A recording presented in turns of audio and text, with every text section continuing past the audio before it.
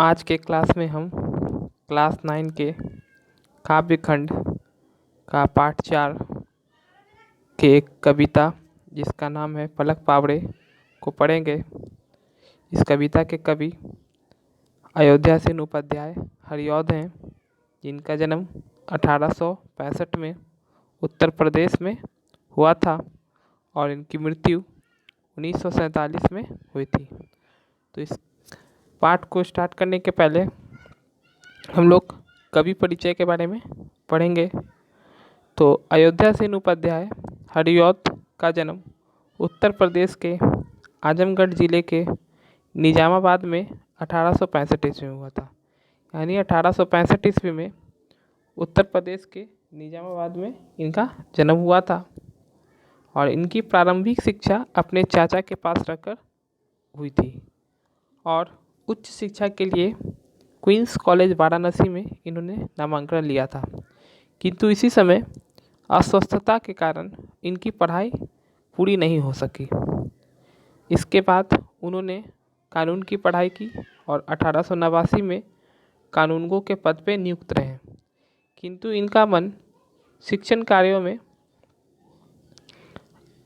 में अधिक होने के कारण काशी हिंदू विश्वविद्यालय में अवैतनिक प्रधानाध्यापक के रूप में इन्होंने योगदान दिया।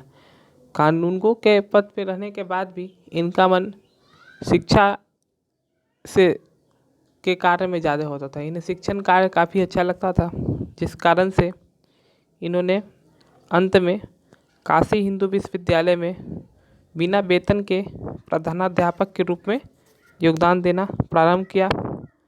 1947 में अयोध्या सिंह उपाध्याय की मृत्यु हो गई। इनकी प्रमुख रचना रही है प्रिय प्रवास, चोखे, चौपदे, वैदेही, बनवास, प्रेम कांता इत्यादि इनकी प्रमुख रचना रही है। और अब हम लोग इस पाठ के परिचय पढ़ेंगे।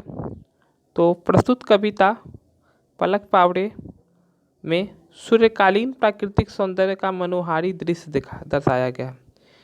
मतलब इस चैप्टर में पलक पावड़े में सूर्योदय के समय के प्राकृतिक सुंदरता को दिखाया गया है और इस सुंदरता को देखकर लेखक का मन बहुत खुश हो जाता है और लेखक काफ़ी खुश हो जाते हैं।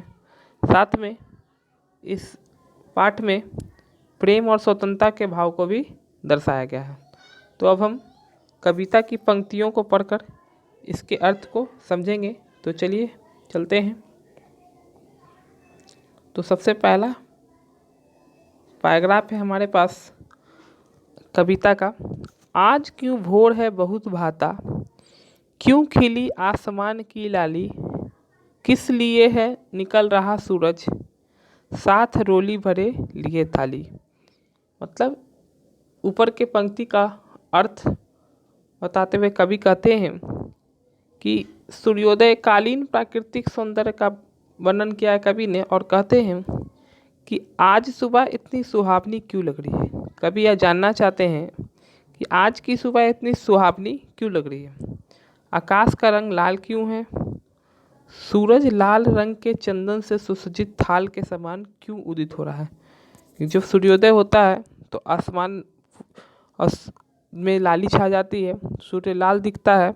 इसको कवि कहते हैं कि सूरज जो है लाल रंग के चंदन से सुशोभित थाल के समान क्यों लग रहा है। तो इस पैराग्राफ का मतलब यही है। उसके बाद हम अगले पंक्ति के पास चलेंगे, जहाँ कहा गया है क्यों इस तरह चहक रही चिड़िया, सुन जिसे है बड़ी उमंग होती, ओस आकर तमाम पत्तों पर क्यों गई है बखेर ये मोती। तो इसका अर्थ है, कवि कहते हैं सूर्योदय की इस बेला में चिड़ियों के चहकने की अद्भुत आनंद छा जाता है। हम देखते हैं कि जब सूर्योदय होता है उस समय पशु पक्षी भी चहचहाने लगते हैं। तो कवि कहते हैं कि इस सूर्योदय के बेला में जब चिड़ियाँ चहचहाती है तो और भी अच्छा आनंद आता है। ओस के कण वृक्ष के सारे पत्तों पर मोती के समान प्रतीत होते हैं। सुबह के समय में ओस भी गिरता है तो ओस के जो बूंद होते हैं वो वृक्ष पे के पत्ते पर रहते हैं तो हम वो वृक्ष पे पत्ते पे गिरे हुए ओस के बूंद हमको मोती के समान प्रतीत होते हैं। तो ऐसा ही कवि कहते हैं कि ओस के कण वृक्ष के सारे पत्तों पर मोती के समान प्रतीत हो रहे हैं। कवि जानना चाहते हैं कि ये सारे परिवर्तन किस कारण से हो रहे हैं। अब हम लोग अगला पैराग्राफ पढ़ेंगे जहाँ कहा गया है, पेड़ क्यों है हरे भरे इतने, किस लिए फूल है बहुत फूले, इस तरह किस लिए खिली कलियां, भौर है किस उमंग में भूले। तो इसका अर्थ है, कभी जानना चाहते हैं कि आज पेड़ इतने हरे भरे क्यों हैं, फूल इतने क्यों खिल उठे हैं, कलियां किस लिए इतना खिल गई हैं और भौरे किस मस्ती या आनंद में इतने बेसुध हो गए हैं। कभी कहते हैं कि जानना चाहते हैं कि आज के समय पेड़ इतने हरे भरे क्यों हो गए हैं और इतने अधिक मात्रा में फूल क्यों खिल गई हैं, कलियां क्यों खिल गई हैं और भौरे जो है एक अलग मस्ती में आनंद में बेसुध होकर अपने मस्ती का आनंद ले रहे हैं। तो ऐसा क्यों है।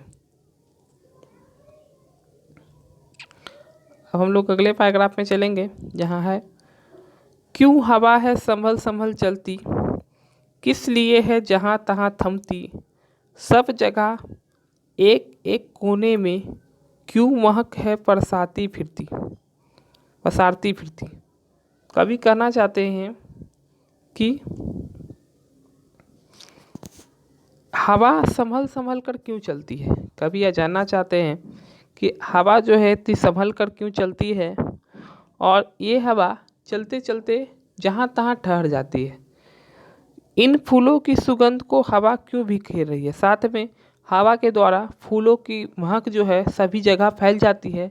तो कवि यह जानना चाहते हैं कि इस हवा के द्वारा जो फूलों की महक है वो सभी जगह हवा क्यों इस महक को बिखेर रही है।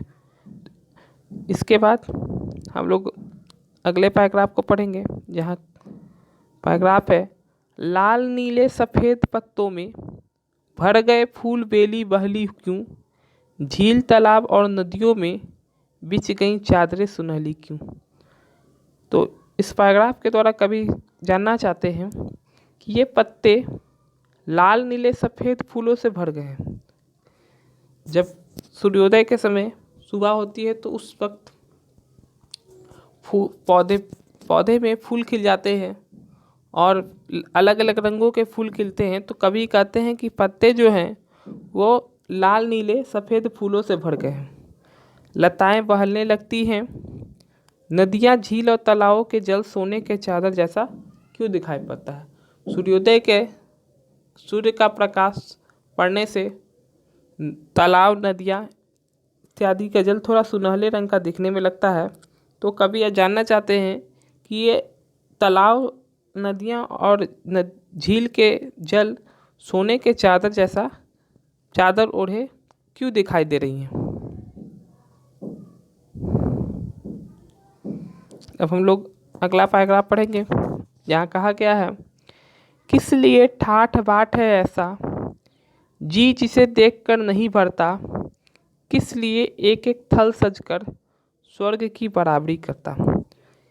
दिए गए पंक्ति के द्वारा कवि यह जानना चाहते हैं कि यह सजावट किसके लिए है, जिसे देखकर ऐसा लगता है कि स्वर्ग इसी धरती पर आ गया हो। तो ये कवि जानना चाहते हैं कि ऐसी सजावट का क्या कारण है, किस लिए ऐसी सजावट की गई है जिसे देखकर मेरा मन ऐसा अनुभव करता है कि इस धरती पर ही स्वर्ग आ गया हो। अब हम लोग अगला पैराग्राफ में चलते हैं जहाँ कहा गया है, किस लिए है चहल पहल ऐसी, किस लिए धूमधाम दिखलाई, कौन सी चाह आज दिन किसकी आरती है उतारने आई। दिए गए पैराग्राफ के द्वारा कवि जिज्ञासा भरे शब्दों में कहते हैं कि इतनी हलचल क्यों है अथवा इतनी खुशी क्यों प्रकट की जा रही है। कवि जानना चाहते हैं कि आज इतनी हलचल क्यों हो रही है या इतना अधिक मात्रा में खुशी क्यों प्रकट की जा रही है। किस इच्छा की पूर्ति के लिए यशोगान किया जा रहा है, या कवि जानना चाहते हैं कि ऐसा क्यों है, ऐसा क्या हुआ है जिस कारण से इतनी खुशी और प्रकट की जा रही है, इतना यशोगान किया जा रहा है, या कवि जानना चाहते हैं।